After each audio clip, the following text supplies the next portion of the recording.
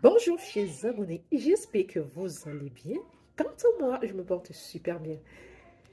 Alors, aujourd'hui, nous allons encore parler d'un sujet que vous connaissez très bien. Je vais parler de gentillesse subie. Je dis quoi? Gentillesse subie ou encore gentillesse comme mécanisme de survie. Pourquoi cette vidéo? C'est premièrement pour vous amener à avoir un peu de clarté, un peu de lucidité et surtout à sortir de cette fumée mentale qu'on vous a générée longtemps au travers de l'éducation, au travers de la culture qui a tendance à associer ces deux expressions qui fondamentalement ne devraient pas l'être parce que la bonté n'est pas l'effacement. Alors, on va commencer par attribuer une définition à la bonté.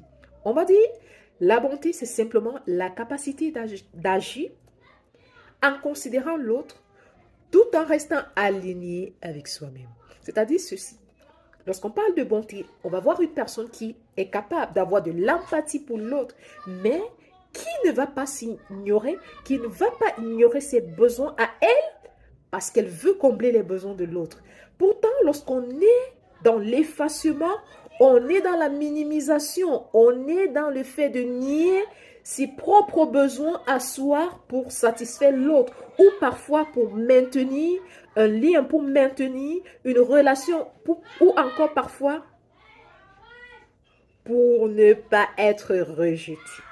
Oui, parce que très souvent, l'effacement nous amène à survivre dans nos relations, à survivre dans notre contexte familial, à survivre dans notre contexte professionnel, à survivre partout, partout, partout dans nos vies et qui malheureusement nous détruit. Souvenez-vous de ce que je vous dis toujours. À chaque fois que un besoin fondamental à vous sera ignoré, il y aura la souffrance. Eh bien, et ce sont vos émotions qui vont vous dire, ah, le clignotant, il est là. Qu'est-ce que ça m'indique? Ça m'indique qu'une émotion est insatisfaite. Mais comme encore dans cet environnement, on m'a dit, ne te plains pas beaucoup, qu'est-ce que je fais? Je m'assois dessus et voilà comment elle va se transformer dans mon corps, dans mon corps, dans mon corps et puis voilà dans mon cœur aussi. Et voilà comment.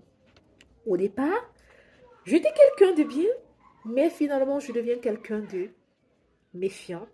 Finalement, je deviens quelqu'un de colérique, d'hystérique.